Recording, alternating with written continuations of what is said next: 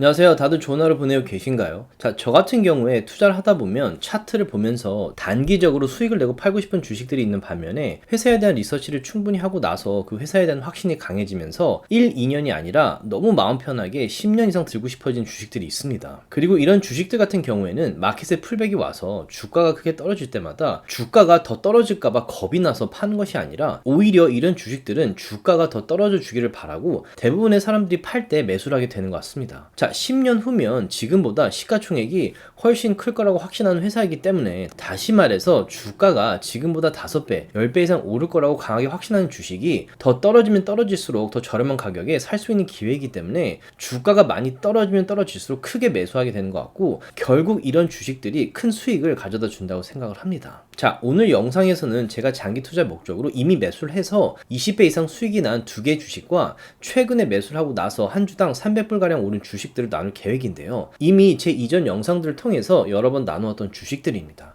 자, 지금 수익이 이미 많이 났지만 여전히 10년 이상 한 주도 팔 생각이 없는 주식들이고요. 마켓에 큰 풀백이나 리세션이 올 경우 추가 매수를 생각하고 있는 주식들입니다. 자, 제가 개인적으로 강한 확신을 가지고 있는 주식들이기 때문에 제 생각이 틀렸을 수도 있으니 제 영상들은 참고만 하시기 바라겠습니다. 그리고 투자를 오래 하신 분께서 인공지능 시대에 인프라스트럭처를 구축하는데 반드시 필요하다고 생각되는 주식 21개를 나눠주셔서 공유하려고 하는데요. 아래 디스크립션에 AI 빌딩 스탁 리스트를 클릭하시면 21개 주식 리스트를 받아가실 수 있습니다. 자, 그러면 디스크만 듣고 영상 바로 보도록 하겠고요. 지금처럼 변동이 심한 마켓이 두려우실 수도 있지만 투자하기 좋은 기회인 경우가 많기 때문에 제 인사이트와 실제 매수 매도 그리고 눈여겨보는 주식들을 나누고 있는데요. 함께하고 싶으신 분들께서는 아래 디스크립션에 페이전 서비스 링크를 클릭하셔서 줌 미팅 때 얼굴 뵙고 인사드렸으면 좋겠습니다. 제가 만든 컨텐츠들은 어디까지나 정보 전달을 위한 영상들이기 때문에 절대 영상만 보시고 주식들을 매수 매도하지 마시기 바라고요.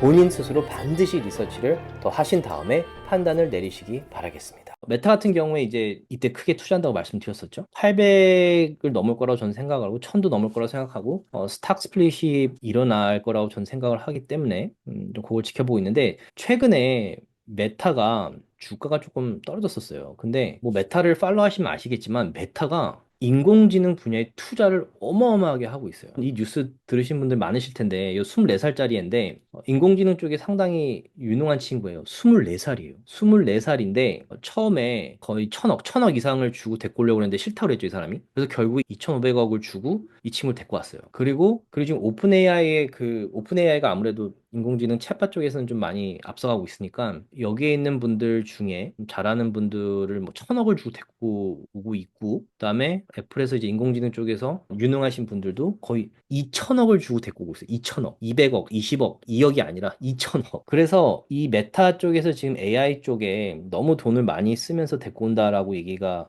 나왔고 인공지능 쪽 캐펙스 그러니까 그 소비 쓴 돈 너무 많다라는 그 발표가 나면서 주식이 잠깐 조금 떨어졌었죠. 근데 어떤 생각을 하셔야 되냐면 뭐 해야 되는 건 아닌데 저는 어떻게 생각하냐면 저커버그가 사실 젊은 CEO고 이 분야에는 거의 빠삭한 CEO죠, 대표죠. 그리고 뭐 그냥 애드보드에서 이렇게 지켜본 사람이 아니라 실제 그 필드에서 아직도 CEO로 뛰는 사람이에요. 이 사람 이렇게 뛰어난 이 저크버그 입장에서 인공지능이 단순히 무슨 컴퓨터를 업데이트하는 게 아니라 인터넷 시대 붐처럼 지금 우리 삶의 이 패러다임을 바꾸는 그런 시기에 있다라는 걸 아마 깨달았을 거고 그리고 인공지능 이 분야에서 뒤떨어지면 메타라는 회사도 뒤처질 수 있다는 생각을 하기 때문에 이렇게 큰 돈을 뭐 메타 입장에서는 큰 돈이 아니겠지만 그래도 뭐 한 사람한테 막 2천억씩 뭐 1,500억씩 이렇게 주는 게 적은 돈은 아니죠. 연봉이 2천억이면 큰 돈이죠. 근데 이렇게 크게 투자를 하는 이유가 2천억, 뭐 몇천억, 뭐 몇 조, 이 이상의 수익을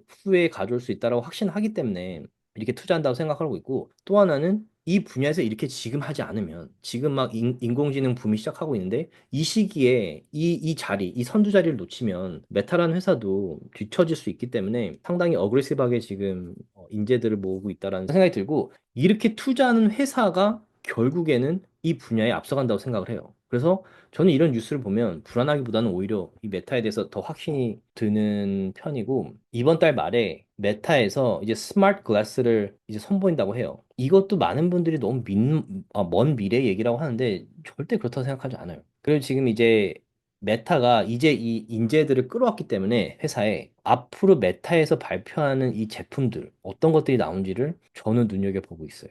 뭐 스티브 잡스 정도는 아닐 수 있지만 이제는 요 메타에서 발표하는 이런 제품들에 관심이 좀 많아지고 있어요.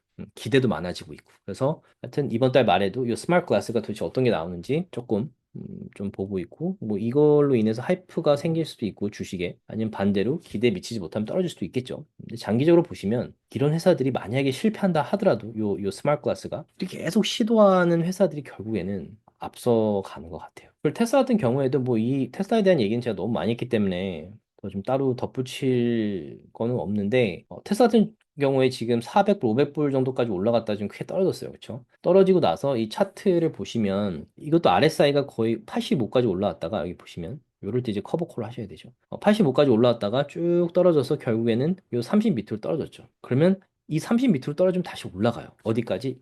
요 70 근처까지 올라가요. 요 모멘텀은. 그러면서 보셔야 되는 게 이 모멘텀이 올라갈 때 이 차트를 봤을 때 주가의 저점들이 점점 높아진지 보셔야 돼요. 이 상승 트렌드로 바뀌고 있다는 거예요. 뭐 이게 얼마나 오래 지속될지 모르겠지만 이 하향세에서 상승세로 트렌드가 바뀌고 있다는 거고 올라가는 과정 속에서 지금 200 SMA를 확실히 뚫고 올라가야 되는데 이게 200 SMA 뚫고 올라왔다가 이게 다시 요 테스트하는 과정에서 요 밑으로 떨어졌어요. 그리고 지금 요 SMA들이 이렇게 뭉쳐져 있을 때 상당히 큰 변화가 일어나기 전에 이런 패턴을 보이는데 아직도 애매해요. 아직도 이 모든 SMA들이 뭉쳐져 있고 요 RSI도 지금 상당히 애매하게 뭉쳐져 있는데 단기적으로 보실 때는 이제 이게 요 200 SMA가 지지선이 돼서 크게 요 올라가는 이런 패턴이 나오는지를 보시거나 아니면 이 지점에서 뚫고 내려가면 크게 떨어질 수도 있어요. 그래서 RSI가 크게 떨어지겠죠. 뭐 그렇게 두 가지 방향이 있는데 그걸 좀 보셔야 되고 만약에 9월 달에 금리를 내리고 마켓에 리스크업 마켓이 된다면 테슬라도 하이프가 또 상당히 많아질 거예요. 만약 그런 마켓이 온다면. 그리고 장기적으로 봤을 때 지금 뭐 이 주식이 올라갈 수 있을 가능성이 너무 많죠. 시가총액이 지금 기껏해야 1트릴리언밖에 되지도 않고 뭐 장기적으로 보면 만약에 뭐 10년 후, 10년 후 생각한다면 지금 이 주식 가격은 꿈의 가격이 될 거라고 저는 생각을 해요. 예전에는 전기차에 대한 성장 포텐셜만 보고 2017년도에 제가 15불에 매수를 했는데 지금은 전기차가 아니라 너무 많은 분야의 성장성이 크기 때문에 제 개인적인 생각으로는 좀 절대 팔 생각이 없어요.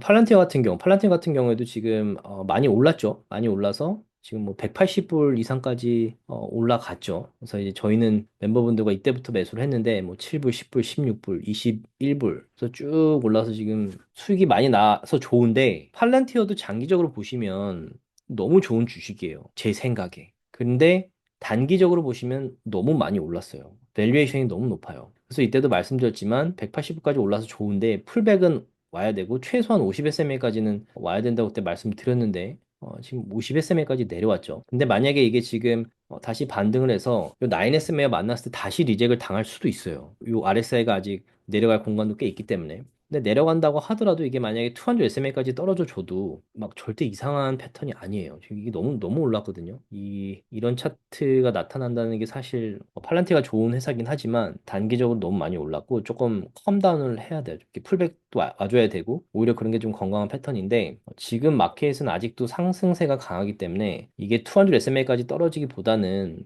여기서 다시 반등할 가능성이 있다고 생각하고 여기 보시면 지금 가장 먼저 나타나는 이 모멘텀 지표가 요거거든요. 스토캐스틱 RSI가 지금 떨어졌다가 아직은 플랫한데 요게 상승세로 바뀌면 요것도 상승세로 바뀔 것이고 이 50SMA에서 다시 반등할 가능성이 있어요. 그래서 그런 패턴을 지금 형성하고 있고 여기까지 떨어진 건 사실 되게 건강한 거예요. 그래서 팔란티어 같은 경우에도 뭐 단기적으로 투자를 하느냐 아니면 뭐 저처럼 그냥 장기적으로 투자를 하느냐 요거에 따라서 접근하는 방식도 완전히 달라야 된다고 생각해요. 팔란티어 같은 경우에도 지금 되게 중요한 지점인데 좀 지켜보시면 될 것 같고 조금이라도 도움이 되셨다면 주위 분들과 나눠주셨으면 너무 고맙겠고요. 구독과 라이크를 해주시면 더욱 감사하겠습니다.